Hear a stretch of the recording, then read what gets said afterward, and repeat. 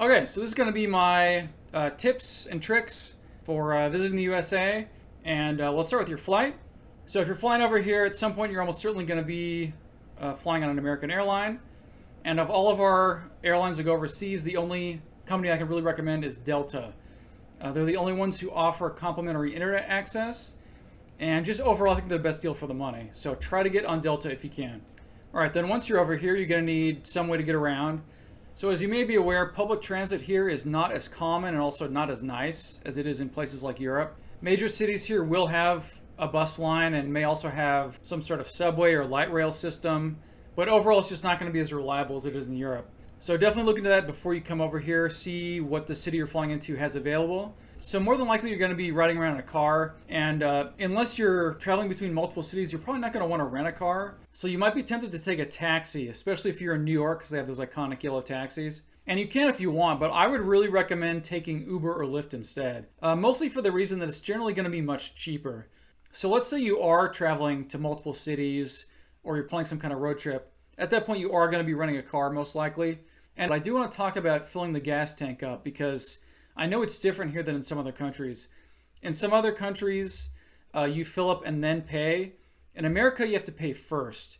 And the reason they do that is because they don't want people filling up and then driving away and not paying.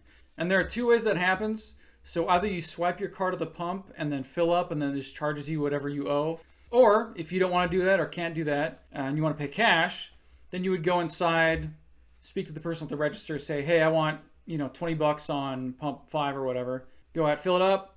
And then if you don't use the whole $20 up or whatever it is, you go back inside and get your change. And then if you're in the states of New Jersey or Oregon, you're actually forbidden by law to pump your own gas. So when you pull up in those states, an attendant will come out and stand next to your car. You'll tell them what you want and they'll take care of it for you. A couple more things about driving. So in America, you're allowed to make a right turn on a red light if it's safe to do so and if you come to a full and complete stop first. And I say allowed, but if you are planning on making a turn at that light, you'd better do it on red because otherwise the people behind you are going to be angry.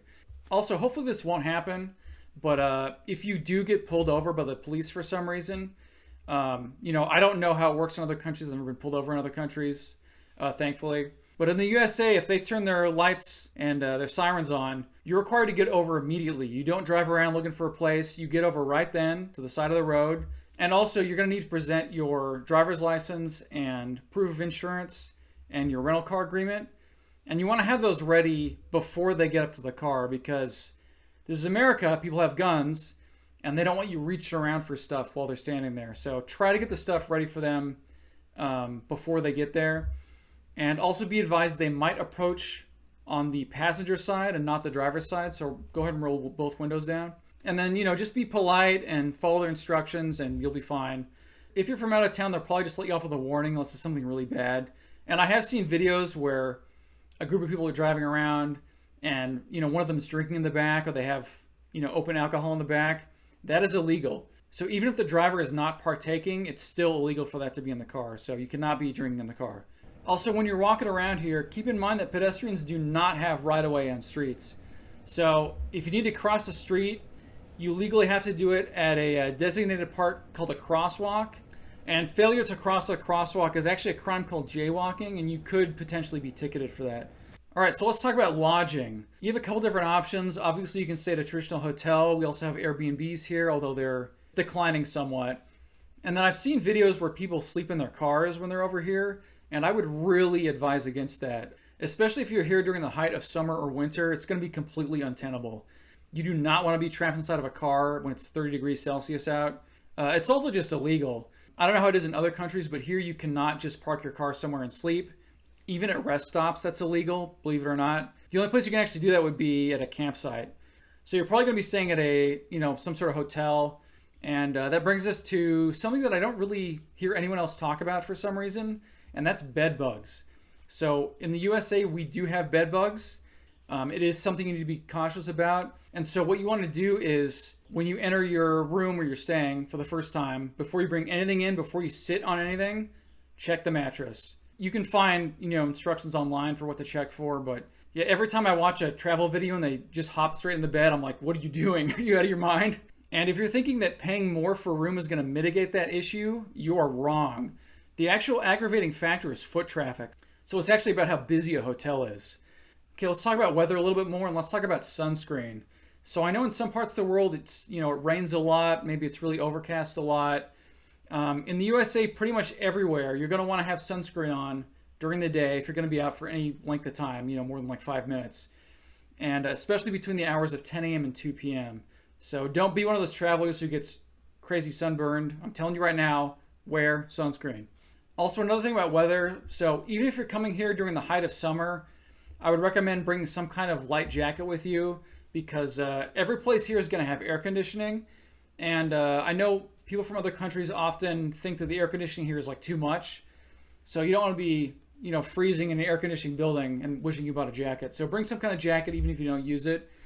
Also, some places have sort of unpredictable weather. So Florida especially, in Florida can be, bright and sunny 1 minute and then it's raining the next minute and then it's back to bright and sunny.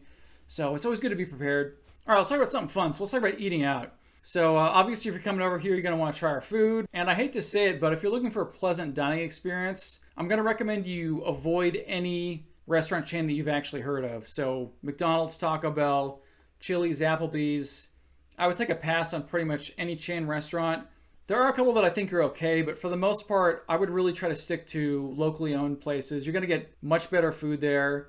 Now, since we're talking about eating out, let's talk about tipping. So tipping is one of the things that confuses foreigners the most, and it's something that's actually gotten worse here over the past decade or so. So here's how it works. So you're expected to tip 20% of the total bill at the following establishments. Any restaurant where you receive table service, so someone comes and takes your order and brings you your food and that kind of thing. Barbers and hair salons and those types of places. And then any sort of taxi cab service. You do not tip at a place where you order at a counter, and you do not tip robots. And then if you're getting drinks at a bar, generally you leave, $1 for every beer you get, and then maybe, $2 or $3 for like a cocktail.